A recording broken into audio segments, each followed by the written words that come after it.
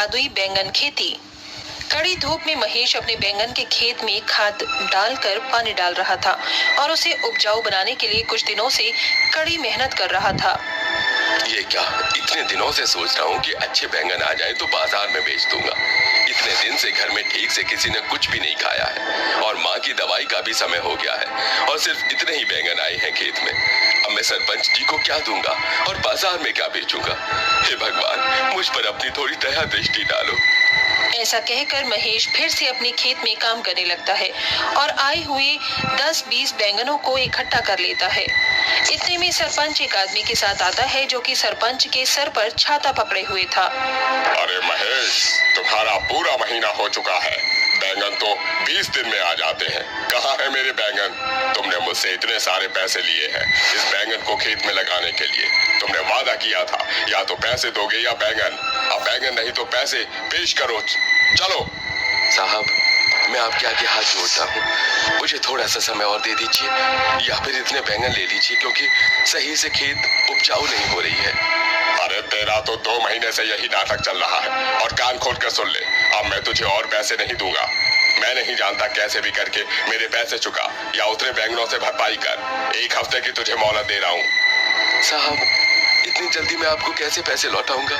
थोड़ा और समय दे दीजिए। मुझे तेरी कोई और बात नहीं सुननी है। सरपंच महेश को खरी खोटी सुनाकर चला जाता है। वहीं बेचारा महेश अपने बचे कुचे बैंगन लेकर मंडी में बेचने जाता है, लेकिन अधिकतर किसान बैंगन बेच रहे थे, जिस वजह से उसके बैंगन भी नहीं बिकते और वो वापस घर आ जाता है। प्रियंका, सुमन, अरे कोई पानी देना। ये लीजिए भैया। अजी, क्या हुआ? आप बहुत मुरझाए हुए लग रहे हैं, कल से भी ज्यादा। कुछ तो कहिए। क्या बताऊं, कुछ समझ नहीं आ रहा। घर की स्थिति से अच्छे से वाकिफ हूँ और खेत बिल्कुल भी उपजाऊ नहीं हो रही है। 15-16 बैंगन ही ठीक से आए हैं। अब मैं सरपंच जी के पैसे कैसे चुकाऊंगा? आप चिंता क्यों करते हैं? भगवान जरूर कुछ कृपा कर देंगे। हो सकता है वो हमारा इम्तिहान ले रही हो। माँ, मुझे जलेबी खानी है, आज दिला दो ना। हाँ माँ, अनुराग कब से जलेबी की रट लगाए बैठा है, अब तो मुझे भी जलेबी चखने का मन हो रहा है। बेटा सब्र करो, थोड़े दिन बाद मैं तुम्हें खुद जलेबी खिला दूंगी, पर अभी पैसे नहीं है। पापा का काम नहीं चल रहा है ना। माँ, आप ये बात हमें 3-4 दिन से कह रही हो। अनुराग बाबू, मैं खुद जलेबी बनाऊंगी घर में, ठीक है, सामान लाने के बाद। अरे बेटा, सुमन कुछ कहती इससे पहले रोहिणी के कमरे से कुछ बर्तन गिरने की आवाज आती है। घर के सभी सदस्य भागकर पहुंचते हैं और गिरी हुई रोहिणी को बिस्तर पर लेटाते हैं। माँ, आप बिस्तर से क्यों उठी? हाँ माँ जी, आप जानती है ना, आप ज्यादा चल फिर नहीं पा रही हैं इस टाइम, फिर क्यों उठी आप? अरे बहू, बस मुझे पानी पीना था इसीलिए उठी थी, लेकिन गिर पड़ी। पेट के दूसरी तरफ ज्यादा दर्द हो रहा है, बहुत देर से दवाई मिली नहीं।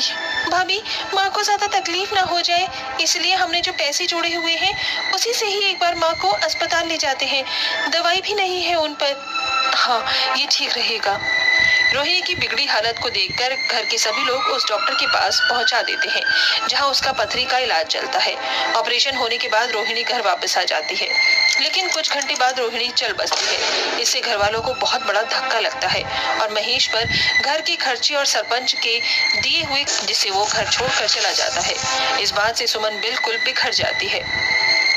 महेश जी रुक जाइए, मुझे इस राह पर अकेले छोड़कर मत जाइए।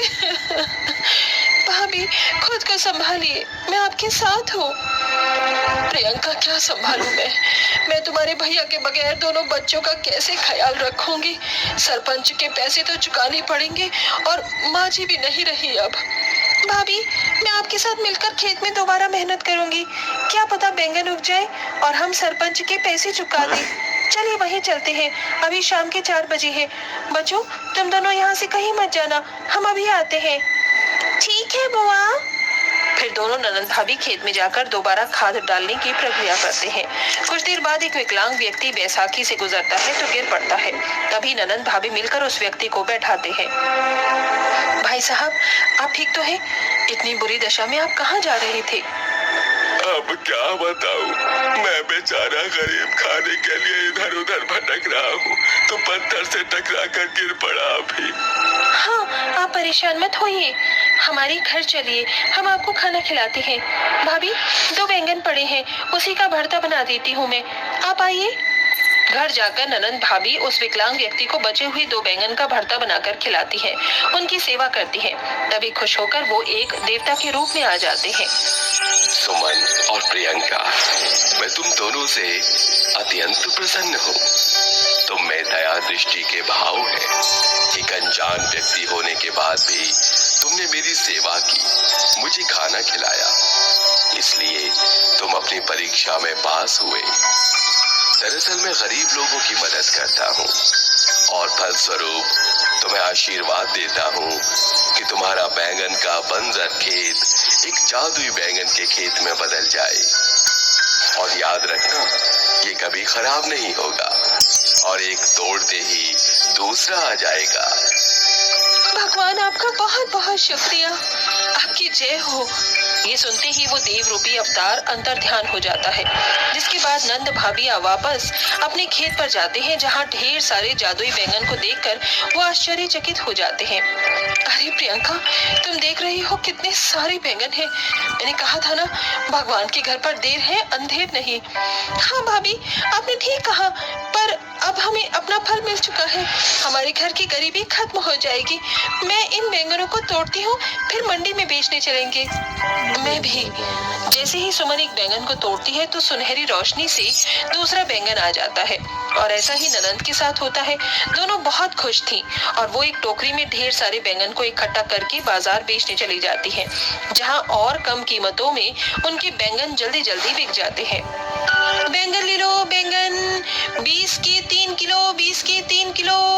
बहन जी, ये मैं क्या सुन रही हूँ, इतने सस्ते बैंगन पूरे बाजार में सिर्फ यही हैं। आप ना मुझे 5 किलो दे दीजिए, घर पर बैंगन के पकौड़े बनाने हैं। ये लीजिए बहन जी। सस्ते बैंगन बेचने पर कुछ ही घंटे में सुमन और प्रियंका के सारे बैंगन खत्म हो जाते हैं। उन्हें बहुत मुनाफा मिलता है और वो सरपंच के सारे पैसे चुका देते हैं। अरे वाह, तुमने पैसों के साथ ब्याज के पैसे भी लौटा दिए, क्या बात है। तुम्हारा काम चल गया, मुझे माफ करना। मैंने तुम्हारे पति के साथ खराब समय में बदसलूकी की, पर है कहाँ वो? दरअसल वो नौकरी की तलाश में कहीं चली गई हैं। खैर, कोई बात नहीं सरपंच जी, आपने भी तो हमारी मदद करने के लिए ही पैसे दिए थे।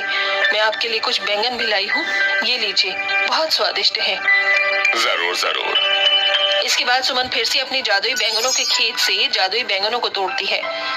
ये तो फिर से आ गई उसी जगह, क्या जादू है। अगले दिन सुमन और प्रियंका ढेर सारे बैंगन मंडी में बेच कर आती हैं, जिससे उन्हें बहुत पैसे मिलते हैं और वो बच्चों के लिए नए कपड़े और जलेबी खरीद कर उन्हें देती हैं। अनुराग, दीप्ति, आओ जलेबी खाओ बेटा, और रबड़ी भी। तो ये लो। अरे प्रियंका, मैं तो भूल ही गई, तुम्हारे लिए नया सूट भी लाई हूँ मैं। अरे भाभी, इसकी क्या जरूरत थी, बच्चों के लिए कर देती, वो काफी था। ऐसे कैसे, इस मुश्किल घड़ी में तुमने भी तो मेरी मदद की है, बच्चों से झूठ कह दिया है। मैं महेश जी के बारे में उन्हें बताना नहीं चाहती। आप अपनी जगह सही हैं भाभी। वैसे भाभी, हम रोज पैसे इकट्ठे करेंगे तो अपने टूटे फूटे घर को भी बनवा लेंगे। हाँ, और बच्चों का प्राइवेट स्कूल में दाखिला भी करा देंगे। इस तरह ननंद भाभी मिलकर अपने जादुई बैंगन के खेत से रोज बैंगन को निकालकर मंडी में बेचती हैं, जिससे उन्हें बहुत मुनाफा होता है। धीरे धीरे वो अपना एक बड़ा सा घर बनवा लेती हैं। वहीं बच्चों का भी अच्छे स्कूल में दाखिला हो जाता है और प्रियंका की भी एक अच्छी जगह शादी हो जाती है। इस तरह उनके घर की सारी गरीबी मिट जाती है और सुमन जादुई बैंगन खेत की मदद से गरीब लोगों की मदद करके खुशी खुशी रहने लगती है।